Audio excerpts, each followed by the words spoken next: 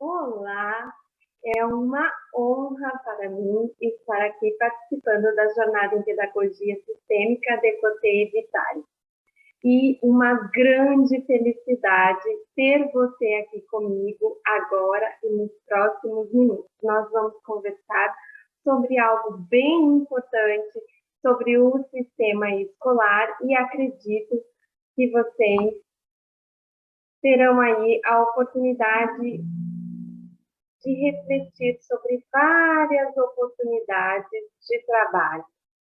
Iniciamos, então, aqui colocando a nossa apresentação, que vai nortear as nossas reflexões. Nós vamos falar sobre a professora ou o professor sistêmico frente aos conteúdos escolares. E quais são as nossas reflexões de agora? A postura sistêmica do professor ou da professora, a Base Nacional Curricular Comum, a BNCC da Educação Infantil com o olhar sistêmico, a BNCC do Ensino Fundamental até o 6º ano, e eu vou depois apresentar por quê, com o olhar sistêmico, a educadora ou educador sistêmico e os conteúdos curriculares e alguns efeitos positivos da pedagogia sistêmica na escola. E vamos iniciando, então, com a minha apresentação pessoal. Eu sou Michele Cidreira Salum, filha do Michel Salum Filho e da Elizabeth Cidreira Salum. Eu sou pedagoga, me formei lá em 1998 e depois dessa data não saí mais da área educativa. Participei de várias funções na escola, já ministrei cursos pelo Brasil todo, depois me formei em psicopedagogia, eu também sou escritora de livros didáticos de educação infantil e séries iniciais do ensino fundamental e também sou autora de livros de literatura infantil, sou pedagoga sistêmica, terapeuta do método Procure Cicatriz. E eu posso dizer para vocês que a pedagogia sistêmica trouxe algo importante para a minha vida, que foi mais leveza, mais tranquilidade, mais harmonia e mais paz. Vamos, então, conversar um pouco sobre a postura do professor ou da professora sistêmica. Tudo isso eu aprendi realizando as minhas formações em pedagogia sistêmica.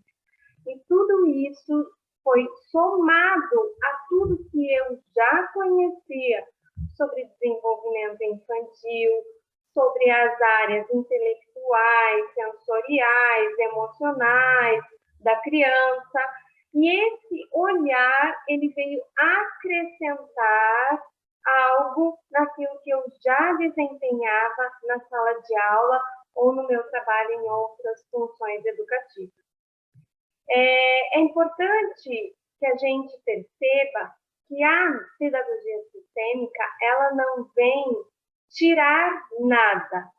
Nós vamos olhar aquele cenário, aquele contexto que já existia da escola, mas agora nós temos um novo posicionamento frente aos relacionamentos.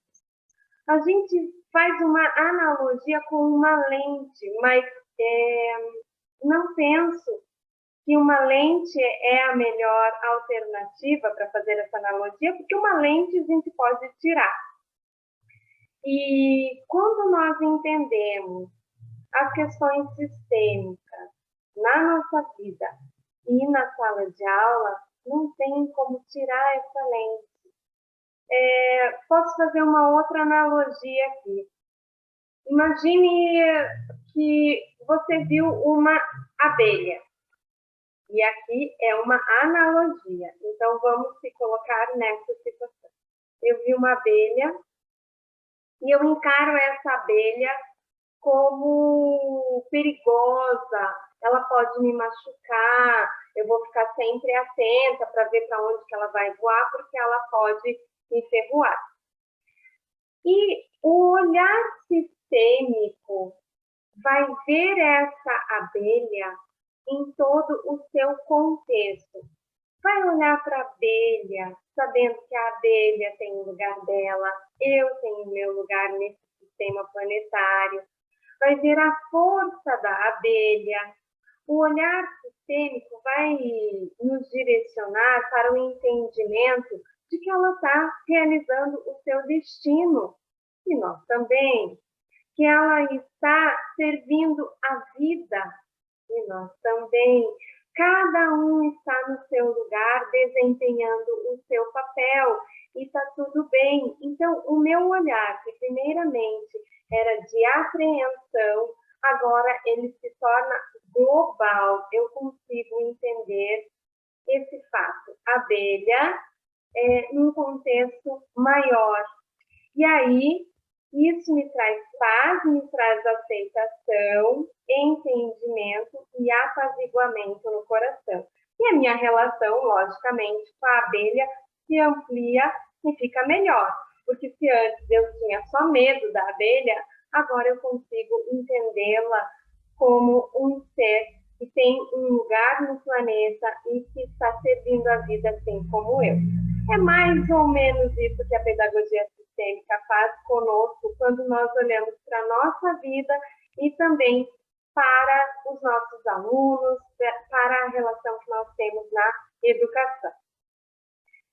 Quando nós falamos na educação e no sistema escola, é importante pensarmos em todos os elementos que compõem a escola, que são os alunos, os professores, equipe diretiva, equipe administrativa, a portaria, a equipe da limpeza, as legislações, o próprio currículo. Tudo isso compõe o sistema escola e por meio da nossa postura sistêmica frente a esse sistema, nós conseguimos ter uma relação melhor. Por quê? Nós temos essa postura, esse jeito de nos colocarmos nessas relações. Então, o professor sistêmico, ele conhece, percebe e age respeitando as ordens do amor que Bert Hellinger nos trouxe, que são pertencimento, hierarquia e equilíbrio entre dar e receber. Primeiro, nós percebemos isso na nossa vida e depois ampliamos para a relação com a escola. Nós vamos para a sala de aula com a força dos nossos pais, entendendo que toda essa ancestralidade nos traz muita força. E é claro que nós olhamos para todas as outras pessoas entendendo-os da mesma forma, que todos estão inseridos em um sistema familiar e também têm muita força. Nós encontramos o nosso lugar na nossa família, entendendo que os nossos pais são maiores, entendendo o nosso lugar nesse sistema e depois é ampliado também para o sistema escola, onde nós assumimos o nosso lugar e apenas este lugar. Falando de professor, nós somos apenas professores. E quando eu ouvi isso pela primeira vez, eu fiquei chocada, porque eu fiquei pensando como apenas. Mas se a gente olhar para a nossa função professor, ela é gigantesca. E o professor, que se acha muitas vezes super-herói, ainda vai incluindo outras coisas nessa função. Mas quando nós nos tornamos apenas professor, ficamos no nosso lugar, tudo fica mais leve, porque tudo isso que foi agregado indevidamente volta também para o seu lugar. A gente precisa abrir mão de algumas coisas para ir para o nosso lugar, porque estamos fazendo muitas vezes demais. Nós assentimos a realidade como ela é. A gente não fica querendo mudar. Ah, mas e se fosse assim? Puxa, não. Nós olhamos para a realidade, entendemos como ela é e, claro, se for possível fazer algumas melhorias, ok. Mas o primeiro olhar, o primeiro impacto é de aceitação. Nós vemos sempre os nossos alunos acompanhados pelos seus pais. E aí, claro, vemos toda a força que eles têm. Nós entendemos que, assim como nós somos fortes, os nossos alunos também são umas fortalezas na nossa sala de aula.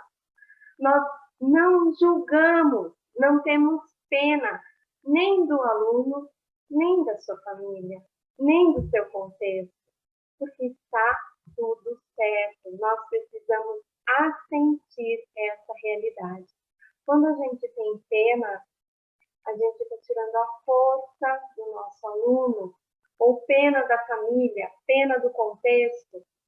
Nós estamos numa posição de melhores, fazendo um tipo de julgamento para aquele contexto.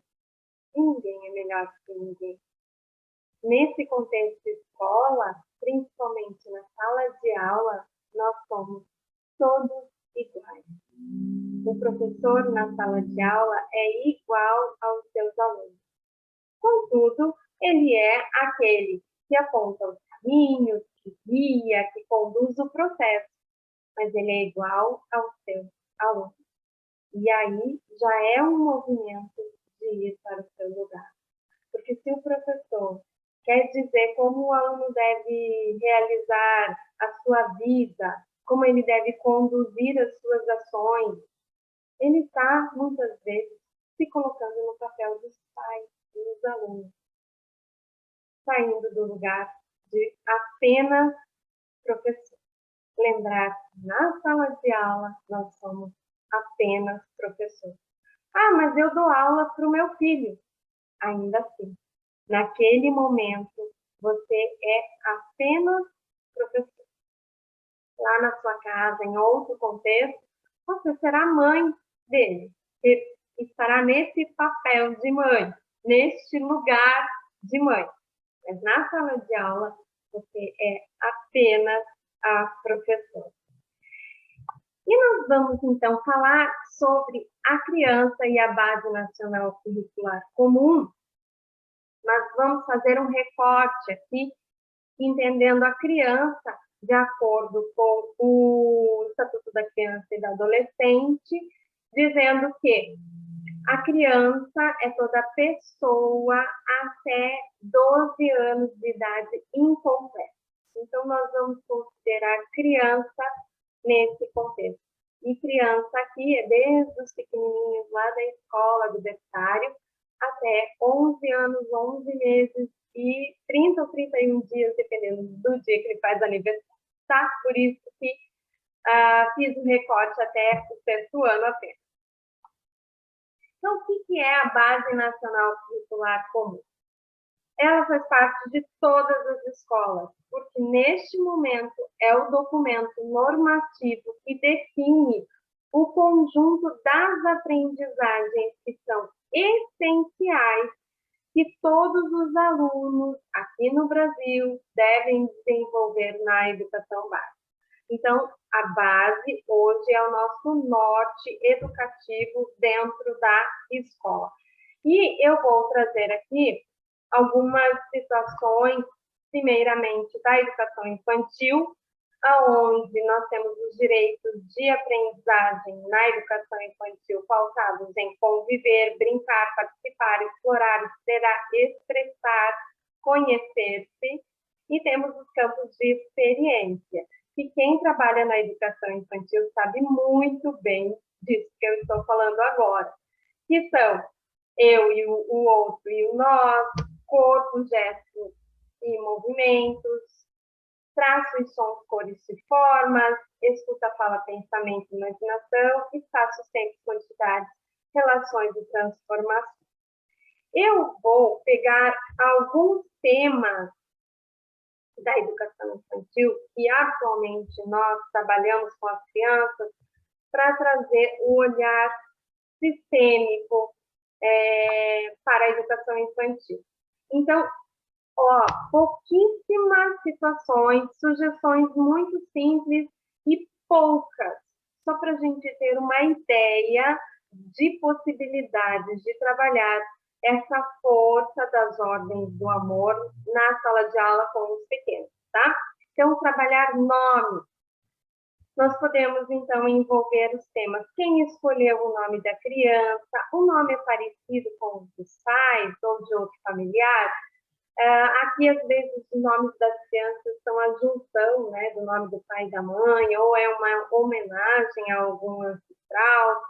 A criança tem o sobrenome do papai, tem o sobrenome da mamãe, e ainda que ela não tenha o sobrenome do papai e da mamãe, lembrá-la que sim, ela tem papai e mamãe. Para todas as pessoas nascerem aqui no planeta Terra, precisamos ter um papai e uma mamãe, ainda que a gente não os conheça, que alguém fale que eles não existem, sim, em algum momento eles existiram, porque nós fomos gerados. Outro tema, família. Então, trabalhar a ordem familiar e ancestral, quem nasceu primeiro, foi, por exemplo, com relação à criança, os pais. E antes dos pais, quem nasceu primeiro? Os avós, paternos e maternos, e assim sucessivamente. Saber o nome dos ancestrais. Eu mesma não sabia o nome dos meus bisavós, fui fazer uma pesquisa com a minha família para descobrir essa informação. E muitas vezes as crianças também não sabem. Perceber os costumes, as receitas de família, brasão familiar, se não tiver, pode criar, se é um brasão, trabalhar tudo isso, fazer o desenho da família, incluindo todos, e quando falamos de todos, são todos os irmãos e outros familiares que podem estar excluídos por algum motivo. Nós, normalmente, como professores, conhecemos um pouco da história familiar, ou pelo menos deveríamos conhecer um pouco da história familiar dos nossos alunos, e podemos auxiliar também na produção desse desenho. Falar sobre moradia, será que os meus pais nasceram na mesma cidade que eu? Os meus avós? Onde será que eles nasceram? Será que tem mais alguém na turma que também nasceu nessa cidade? E aí nós podemos trabalhar com mapa, as regiões, e o trabalho vai sempre se expandindo. Outro tema da educação infantil que eu trouxe agora, só para falar algumas situações, algumas sugestões, são brincadeiras. Pesquisar as brincadeiras favoritas do papai e da mamãe na infância deles, então pesquisar dos dois, perceber que tipo de brincadeiras ou brinquedos que os nossos pais, no caso, o papai e a mamãe da criança, tinham na infância deles. Aprender uma brincadeira com os pais, e isso é fantástico. Alguma brincadeira que a criança ainda não conhece e apresentar para os colegas na turma. E são os efeitos gigantescos que a gente vai tendo trabalhando as ordens do amor aqui nesses conteúdos que eu trouxe mais em outras possibilidades inúmeras, que eu tenho certeza que você, professor, dá conta de trabalhar e relacionar dessa forma. Vamos falar um pouquinho da Base Nacional Curricular Comum do ensino fundamental. Então, nós falamos da educação infantil e o que ela propõe no ensino fundamental é que as situações lúdicas da aprendizagem sejam articuladas progressivamente no desenvolvimento das crianças. Então, vai ampliando e aprofundando tudo que já foi trabalhado na educação infantil, para que elas, então, tenham novas possibilidades de se relacionar com o mundo, novas possibilidades de ler e formular hipóteses sobre os fenômenos, testá-las e refutá-las e elaborar conclusões em uma atitude ativa na construção dos seus próprios conhecimentos. Muito bem, eu trouxe aqui também algumas situações de aprendizagem do ensino fundamental. A área da linguagem, ela está desmembrada em língua portuguesa, arte, educação infantil e língua inglesa. A área de ciências humanas está desmembrada em geografia e história. eu vou falar um pouquinho rapidamente, uma ou duas sugestões, poucas, de cada uma dessas áreas aí para o trabalho no ensino fundamental. Então, no primeiro ano, trabalhando na língua portuguesa, aqui, a língua portuguesa, diferentes gêneros textuais em conteúdo. Então, nós podemos explorar gêneros conhecidos e desconhecidos, pesquisar os gêneros textuais que o papai e a mamãe preferem, o que eles gostam mais de se aproximar, às vezes uma leitura de livro, às vezes de jornal, prefiro acompanhar reportagens pelo celular, fazer essa pesquisa, trabalhar com contos de fadas, então a história, por exemplo, do Chapeuzinho Vermelho, que ela tem a vovó na história e conversar com as crianças sobre os seus avós, guloseimas favoritas da família, trabalhar com quadrinhas populares, quais as quadrinhas que o papai e a mamãe conhecem, aprender, apresentar para a turma, a história em quadrinhos.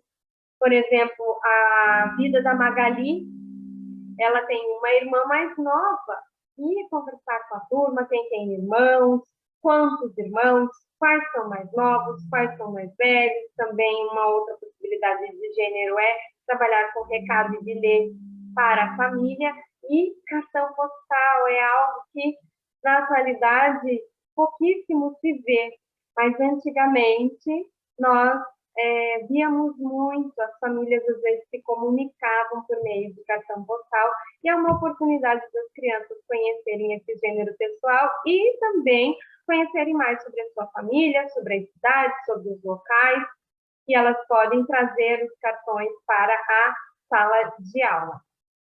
Aqui, falando em arte, que também é de linguagem, no primeiro ano, então pesquisar qual o ritmo musical, teatro e dança, desculpe, é o tema.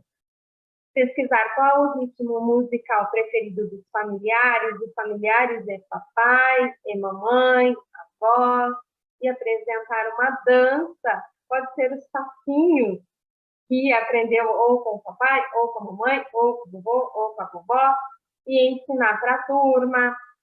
Será que os filhos têm os mesmos gostos musicais que os pais?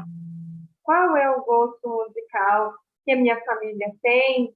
E às vezes os avós têm gostos musicais muito diferentes do que a criança. É importante conhecer o tipo de roupa que era utilizada na juventude pela família, pelo papai, pela mamãe, falar de moda, e pode apresentar uma cena familiar, então representar por meio do teatro uma dança ou uma situação onde o papai e a mamãe gostavam de dançar. Ainda no primeiro ano, educação física na área da linguagem, falando do esporte, a dança, a ginástica e a luta. Vamos trabalhar com os jogos colaborativos, com as emoções, atividades esportivas, fazer a inclusão de todos. Sempre tem alguém que não quer brincar, que não quer realizar as atividades, mas a gente pode sim envolver todos, porque esse é o movimento do pertencimento. Ginástica e luta também são trabalhados independente do gênero, e é importante trabalhar com a expressividade corporal agradável e que é desagradável, e aí a gente já vai percebendo as relações, percebendo os relacionamentos com os colegas e demais pessoas que estão participando do nosso sistema. Na área de linguagem ainda, falando de língua inglesa, primeiro ano, fruta. Esse tema em inglês. Pesquisar quais frutas os pais conhecem na, desculpa, tá com erro ali, língua inglesa. Então, como é que o pai sabe falar banana em inglês? Sabe falar maçã em inglês? E apresentar esses novos conhecimentos para a família, quando eles aprendem na escola, ou também mostrar uma cena, representar num desenho, como é que a família consome essa fruta que nós aprendemos na língua inglesa no meu contexto familiar. A área da matemática, agora já vamos para o segundo ano, falando de comparações numéricas, ordem numérica, ordem de nascimento das crianças, ordem dos irmãos, qual é o mais velho, quem são os mais novos, quem tem mais idade, quem tem menos idade, e aqui vamos trabalhando muito essas questões aí. Na área de ciências da natureza, no terceiro ano, animais vertebrados e invertebrados. Aqui uma oportunidade de trabalhar pertencimento. Quais os animais que pertencem ao grupo vertebrados? Quais os animais que pertencem ao grupo invertebrados? Na área de ciências humanas, quarto ano, em geografia, falar de aquecimento global, e aí falamos desse sistema planetário onde nós vivemos. Tudo está conectado. As consequências do aquecimento global nesse sistema planetário. Será que nós podemos perceber efeitos aqui ou não? Aqui em Curitiba nós estamos com falta de água, racionamento desde antes da pandemia. Penso que esse pode ser um efeito discutido aí por meio desse tema aquecimento global. Quais são as regiões que são mais afetadas por esse problema do aquecimento global? E falando, então, de questões sistêmicas com as crianças. Na área de ciências humanas, agora em história, no quinto ano, falando do nosso tempo, o impeachment do presidente Fernando Collor. Então, fazer uma pesquisa com o papai, com a mamãe, ou com os avós, como é que eles viram, perceberam e participaram desse momento histórico aí, que foi o impeachment do presidente Fernando Collor, e apresentar para a turma. Eu posso fazer um relato pessoal que eu, sim, saí na rua com a cara pintada. Se eu procurar em casa, deve ter até fotos. E as crianças podem, sim, conhecer um pouco disso, porque isso faz parte da nossa história pessoal e é a história familiar de todos eles. Falando da área do ensino religioso agora, do sexto ano, símbolos, ritos, mitos religiosos. Conhecer esses símbolos, esses ritos, esses mitos da nossa família, do nosso pai, da nossa mãe, dos nossos avós, dos bisavós. E aqui, será que eles são iguais, são diferentes? Eu também tenho os mesmos ritos e participo dos mesmos símbolos? Cultuo os mesmos símbolos religiosos que a minha família? Não. Então, é uma excelente oportunidade aqui de trabalho com respeito à diversidade, pois todos da turma podem apresentar esse conhecimento que eles obtiveram com seus familiares para todos. Então, eu trouxe aqui algumas situações apenas até o sexto ano, por conta que estamos trabalhando com o tema aí criança na Base Nacional Curricular Comum. Então, nós vimos aqui muitas possibilidades de trabalho com a visão sistêmica nos conteúdos curriculares propostos pela Base Nacional Curricular Comum. Nós conseguimos trabalhar com todos os conteúdos curriculares de forma sistêmica? Será que você pensa sobre isso? Será que dá para trabalhar todos os conteúdos propostos na BNCC de forma sistêmica? Eu penso que sim. Porque ainda que nós tenhamos um conteúdo que não dê para a gente trazer de forma explícita as ordens do amor, o que deve ser respeitado, porque a gente não deve usar os conteúdos curriculares como pretexto para trabalhar uma outra situação. Então, é a pior coisa que tem na escola, usar os conteúdos como pretexto. Mas ainda que a gente não consiga fazer um movimento de relação com as ordens do amor naquele conteúdo, todo o trabalho na escola pelo professor sistêmico está pautado, sim, na postura interna que ele tem, que vai respeitar as ordens do amor.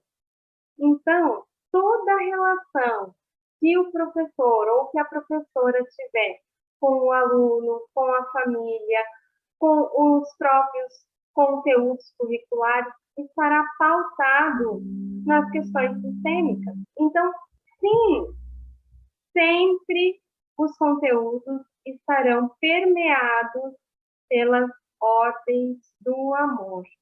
E quais são os efeitos que nós temos na escola trabalhando com a postura sistêmica? Então, nós temos, primeiro, autoconhecimento e bem-estar de todos. E quando falamos todos, não é só do professor, também é dos nossos alunos.